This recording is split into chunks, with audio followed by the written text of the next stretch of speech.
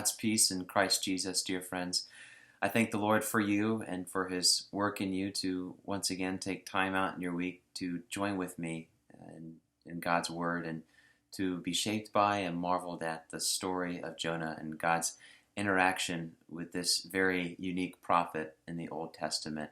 And truly, I think we will be definitely marveled in wonder and amazement today as we see what God causes to bring about in Jonah's life at this particular moment in his ministry, and what will transpire through Jonah's interaction with these Gentile sailors. The story starts to really heat up, so to speak, and we'll get to see that and marvel at God's power and authority over all things here today. But of course, before we start reading God's word, let's ask for God to open our hearts to receive it with clarity and wisdom. Let's pray. Holy Spirit, thank you once again for bringing us together. Even though we are not physically present with each other, we know that you are physically present with us here in this time in the very gift of your word. As we are led to once again see and look into the very life and ministry of Jonah, this prophet who doesn't answer the call that you give him at first, and your prompting and your leading eventually to help give out that word that you are a God of all, and you're the God for all. So as we see your reaction and your power to help move Jonah in a way that would bring you glory, we ask that this story and your power move us in a way, and the only way, to see your work in us and to make your glory known to all those that we interact with here on this earth and in this time. Thank you, Lord, for being with us in your word and for making us together your people. And it's in Jesus' name we pray. Amen. Last week we only got through the first 3 verses of chapter 1, and that really served as kind of like setting up the whole entire scene and interaction and relationship between Jonah and God. And now we're going to see, after Jonah's response to God, or lack thereof, we'll now see God's response to Jonah's response here in chapter 1 of Jonah, verses 4 through 16. And I had the ESV translation. Feel free to follow along with me as I read aloud those verses in chapter 1, verses 4 through 16. But then the Lord hurled a great wind upon the sea, and there was a mighty tempest on the sea, so that the ship threatened to break up. Then the mariners were afraid, and each cried out to his God. And they hurled the cargo that was in the ship into the sea to lighten it for them. But Jonah had gone down into the inner part of the ship, and had laid down, and was fast asleep. So the captain came to him and said, "What do you mean, you sleeper? Arise, call out to your God. Perhaps the God will give a thought to us, that we may not perish." And they said to one another, "Come, let us cast lots, that we may know on whose account this evil has come upon us." So they cast lots, and the lot fell on Jonah. Then they said to him, "Tell us, on whose account this evil has come upon us? What is your occupation? And where do you come from? What is your country? And of what people are you?" Jonah said to them, "I am a Hebrew, and I fear the Lord, the God of heaven, who made the sea and the dry land." And the men who were exceedingly afraid and said to him, "What is this that you have done?" For the men knew that he was fleeing from the presence of Yahweh, because he had told them. Then they said to him, "What shall we do to you, that the sea may quiet down for us?" For the sea grew more and more tempestuous, and he said to them, "Pick me up and hurl me into the sea. Then the sea will quiet down for you, for I know it is because of me that this great tempest has come upon you." But nevertheless the men rowed hard to get back to dry land, but they could not, for the sea grew more and more tempestuous against them. Therefore they called out to Yahweh, "O Yahweh, let us not perish for this man's life, and lay not on us innocent blood. For you, O Yahweh, have done as it pleased you." So they picked up Jonah and hurled him into the sea, and the sea ceased from its raging. And the men feared the Lord exceedingly, and they offered a sacrifice to the Lord and made vows. So right away in verse 4 of chapter 1, but the Lord hurled, or Yahweh hurled, a great wind upon the sea, and there was a great mighty tempest on the sea, so that the ship threatened to break up. So right away, the emphasis here is God is the one who caused this storm. The sailors and Jonah didn't just walk into it. It wasn't just on the horizon. They sailed into it. No, God immediately hurled this storm on their way. And so it only points out later that despite all the sailors' efforts that we see them try to escape the storm, save themselves and Jonah, it's only God's mercy and power that can save their lives and deliver them from this storm. And once again, that verb for hurl, God hurled a great wind. It's used throughout chapter 1 and here in Jonah in a salvific way. Sailors, whenever we see that, what I mean by that is whenever that verb hurl is used, notice when it's used and how it's used. The sailors, they hurl the cargo to try and save themselves and the ship. They hurl Jonah overboard, as he said, in order to be saved. So really, in this light, whenever we encounter that very seemingly innocuous word, hurl, has great meaning packed behind it. That God hurled the storm of the sea not to destroy Jonah, but ultimately to save him from his own attempt to flee away from the gracious presence of Yahweh. And that previous section that we read about last week, about Jonah's unfaithful response, now we see God's reaction to it. When God does something great in making himself known, and that's a fancy word we have for that is a theophany. God doing something great in creation to make himself known.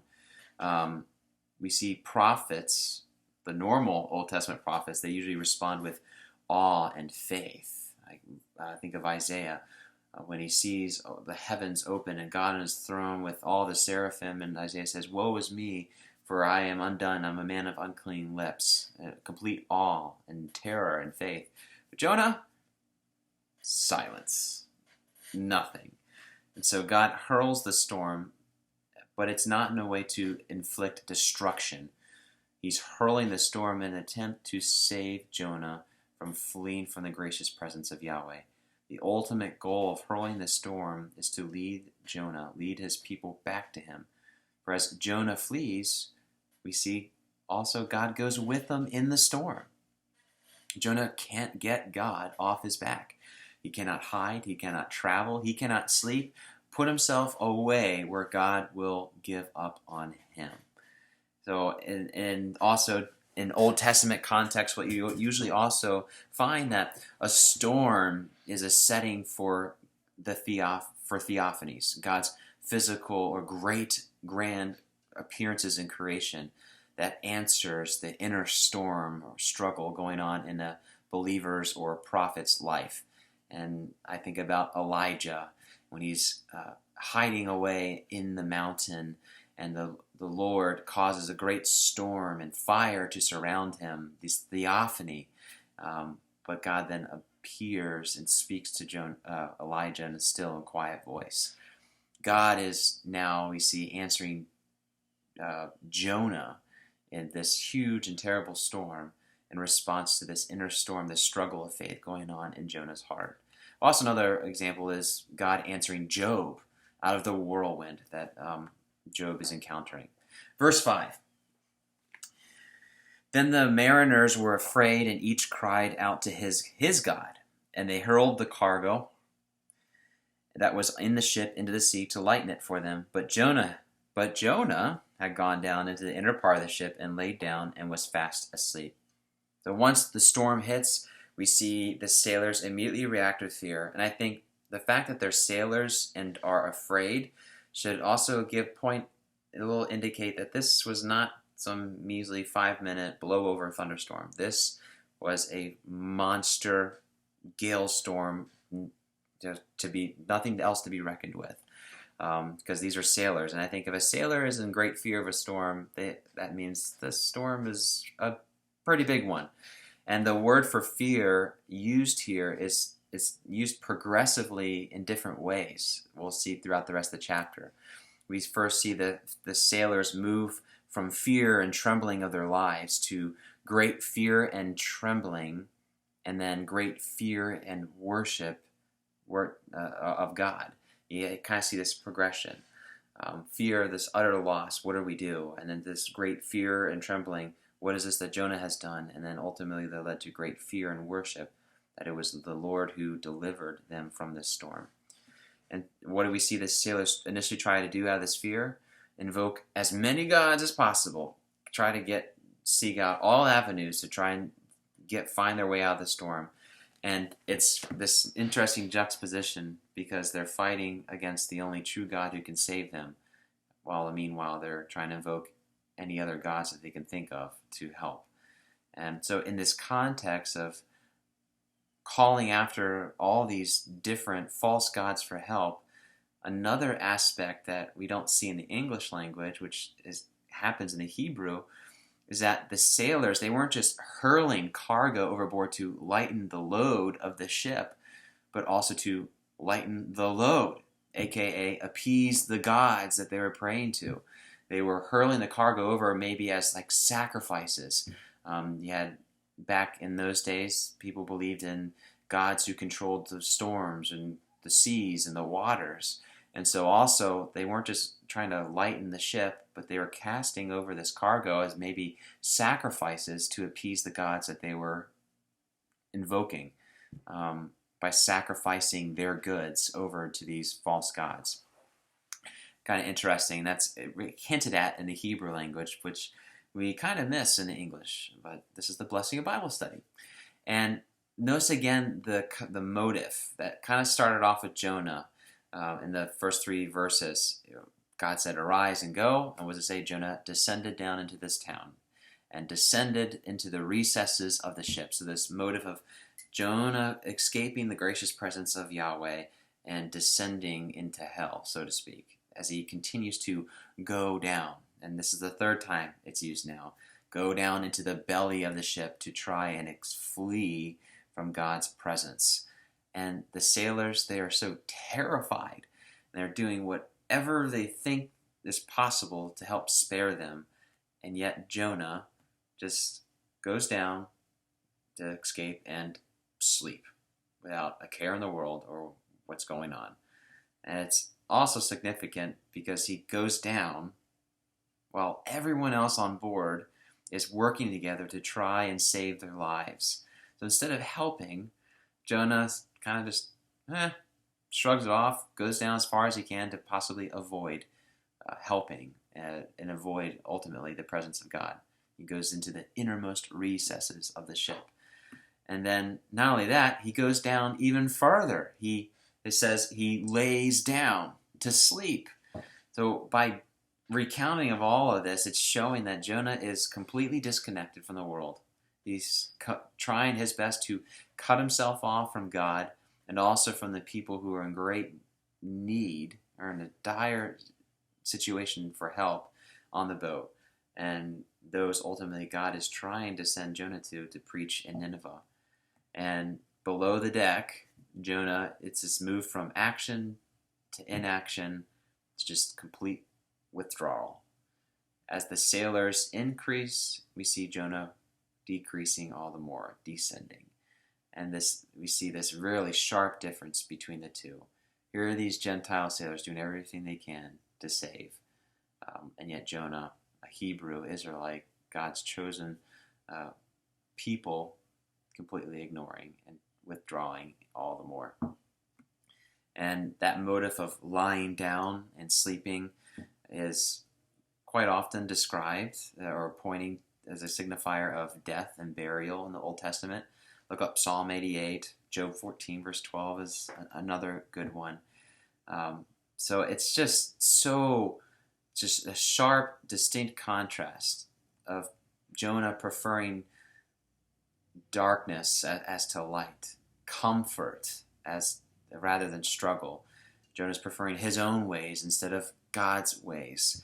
Jonah remains wrapped up in his own belief, in his own faith system that protects himself from expending himself, ministering and preaching the saving word to others. So this is once again Jonah descending into his own world, which inevitably leads to death whenever we close in on ourselves. It's all about me.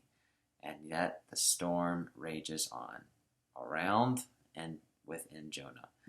The sailors, they're calling on the wrong gods, which they then see it doesn't work, and eventually leads them to see the answer lies, possibly in someone or something else's, and not their works and what their attempts are doing in hurling these loads of cargo, these sacrifices overboard.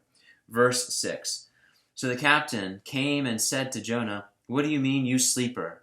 Arise, call out to your God. Perhaps the God will give a thought to us that we may not perish." This verse, it's closely related to verse 9 later on in chapter 3. This, as we hear the king say, but now we have the captain give a little glimpse into it, perhaps your God will have compassion on us. Perhaps your God will save us. And what is Jonah's response? Silence. Doesn't even respond. And boy, his silence seems to be way louder than the raging storm that's going on. Jonah's sleep is just another indicator of him just trying to escape God's call on his life. Sleep here, not a sign of faith and peace. He's not resting because he's at peace, but one of paralysis, complete withdrawal. And Jonah's exhaustion, maybe he's able to sleep through the storm, is not from doing God's work like Christ. When he was in the storm, he was exhausted from being a faithful servant of the Lord, but Jonah's exhaustion from being able to sleep through this terrible storm is probably because he's trying all his might to escape from the very presence of God. And once again, those words arise and call are used again. So repetition, that's key to be aware of, re-emphasizing this huge gap between the active, praying sailors and the sleepy, disobedient people of God, Jonah, who refused to arise and go to Nineveh. And yet, through this captain saying, "Arise, what are you doing?" I think that we can take that as God is still speaking to Jonah, but this time using Gentiles to speak to him. And listen, this verse, what it does is it starts off a list of 12 questions that are going to be asked throughout the book of Jonah. The captain questions Jonah. Then the sailors, they ask 6 questions in verse 8 and then through 10 through 11. Then another question that we'll see very similar of the captain with the king of Nineveh in chapter 3, verse 9. Then Jonah asks angry questions to God in chapter 4. Then God asks questions to Jonah. 10 of these 12 questions are ones asked to Jonah. And I think the reason why I'm pointing out all these questions that we find in the story of Jonah and how 10 of them are directly to Jonah, what they are, I think, is a rhetorical device meant to place us, readers, in Jonah's shoes. There are these 10 questions that are thrust on Jonah that are naturally then, through our reading, thrust on us, are designed to lead us also to repentance, to realize where we too are trying to escape from the gracious presence of the Lord, and ultimately lead us to the saving faith we desperately need as we have these inner storms raging on, as we try to sleep away any sort of struggle we are facing. These 10 questions that we see throughout this book are meant to give us awareness, to lead us to repentance and life-saving faith. Verse 7. And the sailors said to one another, "Come, let us cast lots, that we may know on whose account this evil has come upon us." So they cast lots, and the lot fell on Jonah. Surprise. So it's safe to say the sailors would not be out in this storm in the sea if they knew beforehand. So clearly, they now are starting to realize this is a divine act that has been thrust upon us.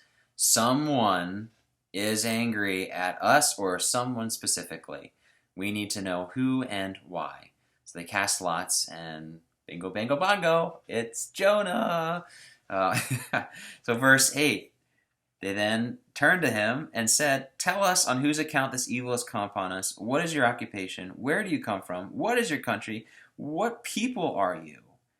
So the sailors, they're just imploring Jonah to tell them who is responsible for this terrible storm, this terrible situation that they're in. And they ask these 4 questions. These 4 questions, they deal with vocation, deal with Jonah's origin, his homeland, and the type of people he is from and associates himself with. So everything now is falling on Jonah. And now we kind of see like a sort of courtroom trial, a poop deck trial. On board the ship. It immediately begins. And notice how Jonah is quick to admit no fault. Verse 9. And Jonah said to them, I am a Hebrew, and I fear the Lord, the God of heaven, who made the sea and the dry land. That phrase, the God of the heavens, a phrase immediately identifying God as the only true God, the ultimate source of power and authority and creation. So no mere kind of localized, relegated God to specific people, but the only one to whom all people can look to for help, deliverance, and true worship. And that phrase, dry land, why include sea in the dry land? Dry land can be considered a significant phrase. It wasn't just happenstance that it was included here in Jonah's words. Dry land, it harkens back to when the Israelites were delivered from the hands of Pharaoh, when they walked through the Red Sea, when it was parted on dry land. Dry land, another phrase which appears when the Israelites walked through this, when the Jordan River was separated, the very river that Jesus was baptized into the promised land. It was dry land which they walked through the Jordan River. And so this dry land, if we were really solid in our Old Testament knowledge, it's meant to really evoke this salvific language and imagery. And ironically, we see Jonah praising God for his salvific acts by using that term, and then totally just being a grump about it in chapter 4 when he sees it happen for Nineveh. Oh, dry land, that's a significant phrase to be aware of what's working on in the background here. And then Jonah, what does he do? He finally speaks. After being silent this entire time, we hear the very first verbal words from Jonah. His actions definitely spoke louder than his words here, but now we finally hear his voice. He confesses God, but not his sin, Jonah's sin. He's a worshiper of God, but a runaway at the same time. So Jonah is the complete prophet of hypocrisy. He confesses the true God, but you still at the same time have to question whether his faith is legit because of his actions. And it's like it's like us. It's supposed to also be convicting. Like we can always make true statements about God. God is perfect. God is holy. God is just. God is forgiving. But that doesn't mean we have faith in him and are abiding in him. So it's kind of like this thing that Jonah's theology is correct. We can have theology correct. We can say everything that's true about God. But Jonah, and like all of us rest of the believers, right theology doesn't always lead to right and faithful action. So the trend is starting to really present itself. That throughout the book, Jonah really never lives out his faith and never really comes to terms with where he went wrong. He never confesses his sin. And because of that, it just festers and builds in him, and it becomes a great evil for him. And we see in chapter 4, verse 1. And it ultimately, much to his harm, it threatens to overcome him. Verse 10, Then the men were exceedingly afraid in fear, and said to him, What is this you've done? For the men knew that he was fleeing from the presence of Yahweh because he had told them. And so just a complete shocked reaction of the sailors. What? Dude, like, what did you do? Why did you do this? And it's an identical question and phrasing that God uses in the very Garden of Eden in the Hebrew language. That God's, when he approaches Adam and Eve in the garden in Genesis chapter 3, he states his shock and anguish to Adam and Eve. What is this you have done? So clearly Jonah is being portrayed as the sinner, as completely at fault. But also notice, when we put these two accounts together with this just simple phrase, what is this you have done, with the sailors and Jonah and God and Adam and Eve, what are Jonah and Adam and Eve, what do they both parties try to do when they face this question? they're trying to hide from the very presence of Yahweh. They're trying to hide from God's gracious presence. At both times, their disobedience, their fleeing, it negatively affects the lives of others. Jonah with the sailors, Adam and Eve, us, and original sin. So it's interesting that phrase, "What is this you have done?" here in Jonah is the exact wording and phraseology that's used by God in the Garden of Eden in Genesis chapter 3. And I think it's interesting because it shows here these Gentile sailors have a seemingly better understanding and reverence of God and his worthiness of complete worship versus Jonah, who remains completely aloof. And here comes Pastor Treglone as I'm doing my Bible study. Hi, Pastor Treglone. He just closed the door.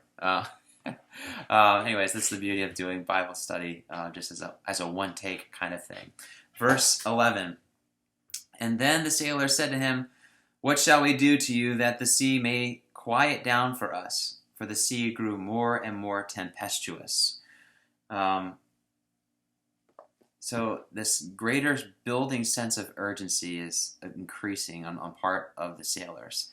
And then we get into verse 12, which Jonah then says to the sailors, "Pick me up and hurl me into the sea, then the sea will quiet down for you. For I know it is because of me that this great tempest has come upon you." And so, if we read this initially at first glance, it seems like, oh, here comes Jonah. Finally, he's going to do something good. That his reply seems to be this noble thing in order to spare the sailors. I mean, you can throw me into the sea, such a self-sacrificing, selfless act. And now, in what we've read before, and really get an idea of what Jonah's true disposition is towards God and those that God wants to save, and how Jonah then will see praise for his own death later on. It shows, Jonah's refusal to take responsibility. God doesn't want Jonah to die. He wants Jonah to live and preach the word. But seeing the storm, Jonah is only harboring more contempt for his life. He'd still rather die than preach God's word.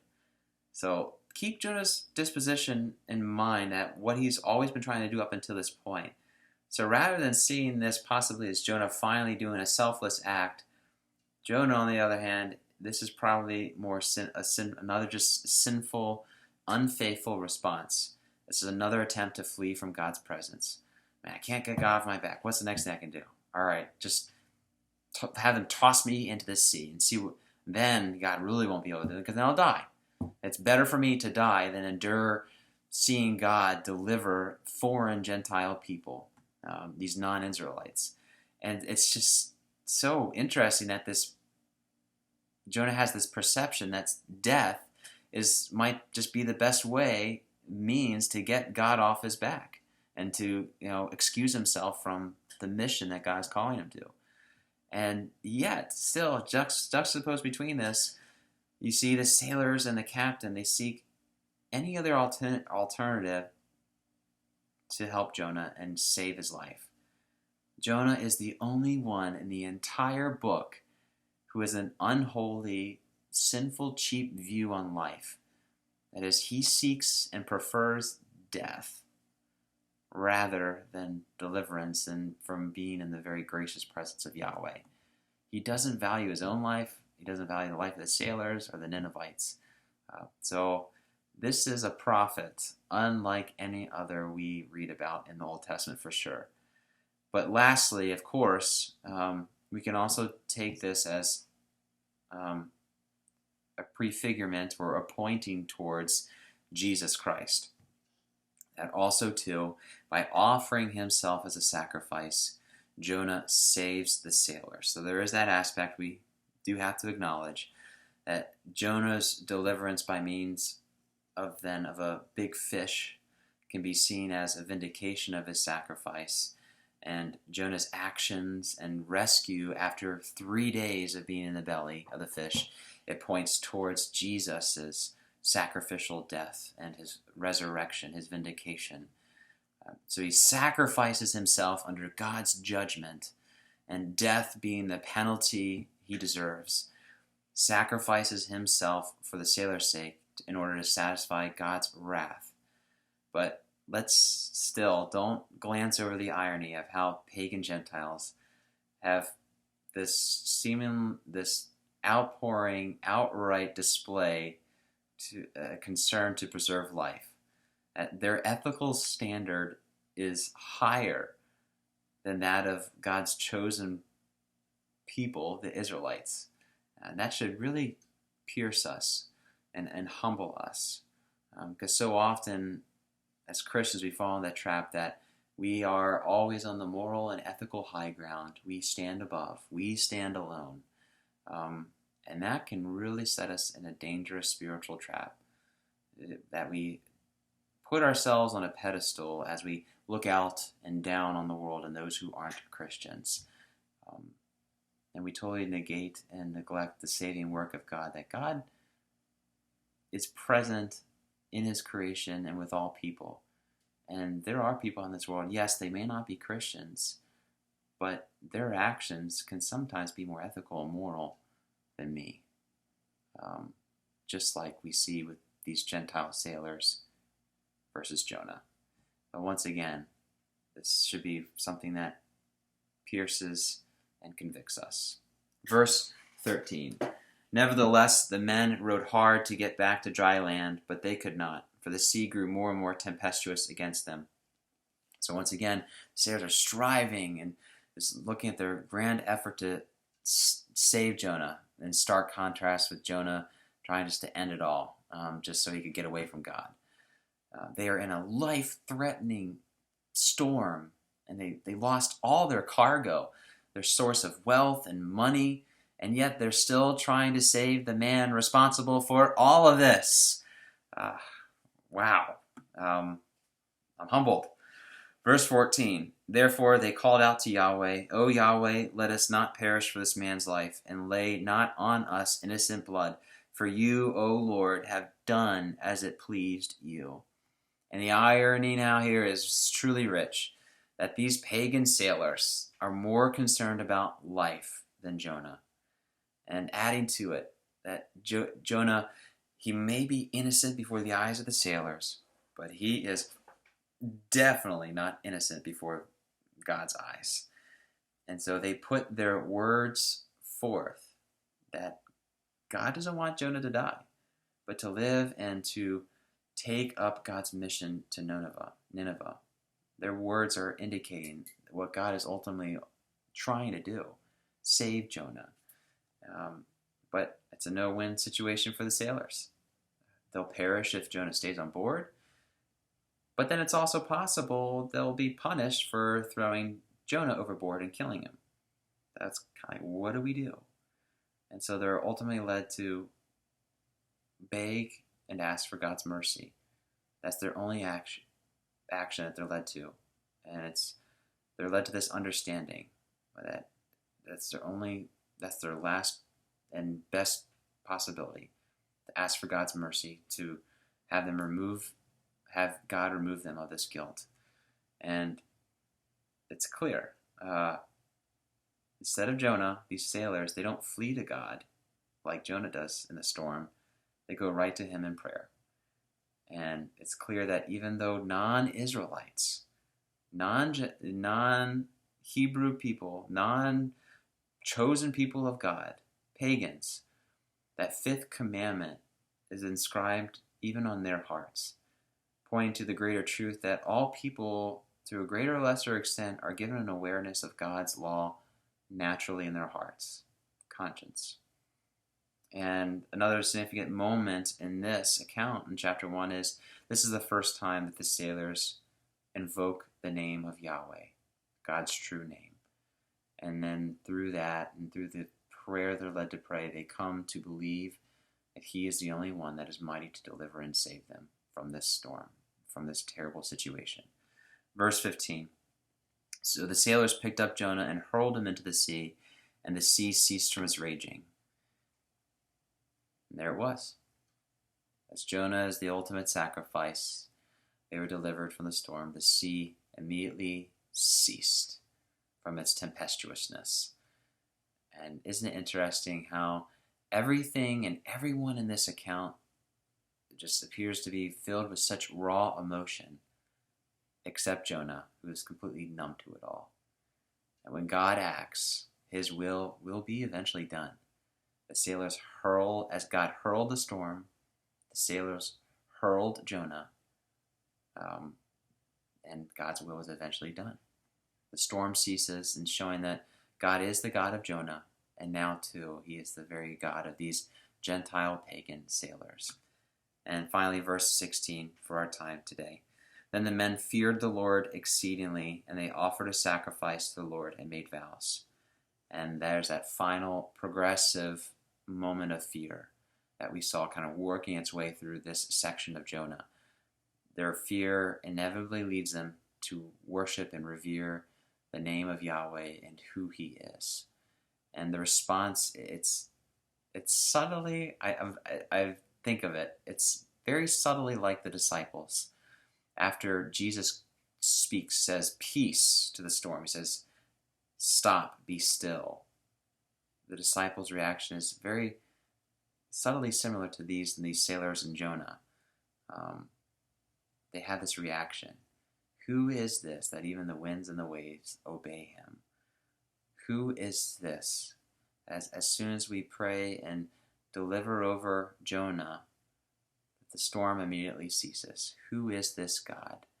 And I think as we finish up today, it's what I marvel at is how Jesus is kind of oozing throughout this text, of how this text is leading us to Christ, and how even with Jonah's, being cast into the sea as a sacrifice, and then living in the belly of the fish for 3 days, and then being vomited out in a dry land as vindication, it's clearly pointing to who God is.